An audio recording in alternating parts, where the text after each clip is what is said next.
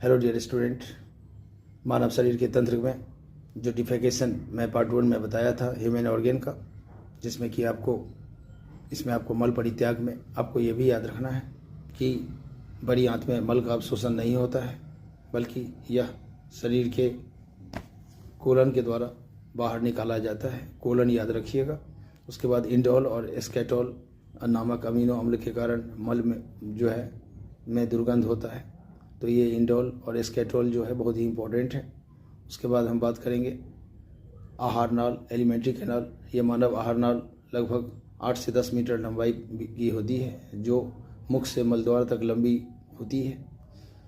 आगे dear student, पाचन क्रिया में भाग लेने वाले जो प्रमुख ऑर्गेन हैं, प्रमुख अंग हैं, जिसमें सबसे पहला स्टोमक है।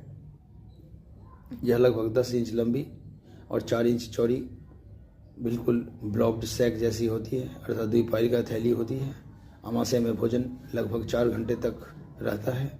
भोजन के आमाशय में पहुंचने पर पाइलोरी ग्रंथियों के जठररस अर्थात गैस्ट्रिक जूस निकलता है। यह हल्का पीला रंग का अम्लीय द्रव्य होता है। आमाशय में निकलने वाला जठररस में पेप्सिन और रेनिन एंजाइम होता है। तो ये एग्जाम में आता है कि गैस्ट्रिक जूस में क्या कौन कौन से आपको एंजाइम्स के रूप में होते हैं। तो पेप्सिन और रेनिन होते हैं। पेप्सिन प्रोटीन को खंडित कर सरल पदार्थों में पेप्टोन्स में परिवर्तित कर देता है। रेनिन दूध की घुली हुई प्रोटीन कैसिनोजेन की ठोस प्रोटीन कैल्शियम पैराक्सेनेट के रूप में बदल देता है। इस प्रकार दूध फट जाता है। आमाशय के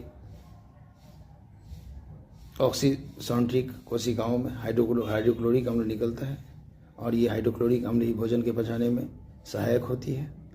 तो इस बात को ध्यान रखना है।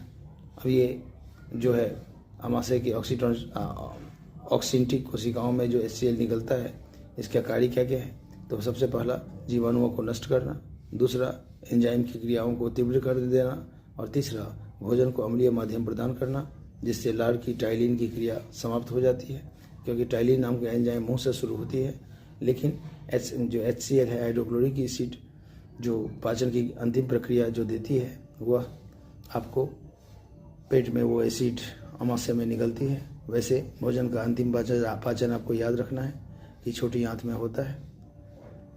उसके बाद हम बात करेंगे इंटेस्टाइन में। मनुष्य में 2 प्रकार की आंत होती है। इंटेस्टाइन एक छोटी आंत और दूसरी बड़ी आंत। छोटी आंत में ये 2 पार्ट होते हैं, डियोडेनम और इलियम। छोटी आंत में अधिकतर पाचन का अवशोषण होता है। इसको याद रखना है डियर स्टूडेंट।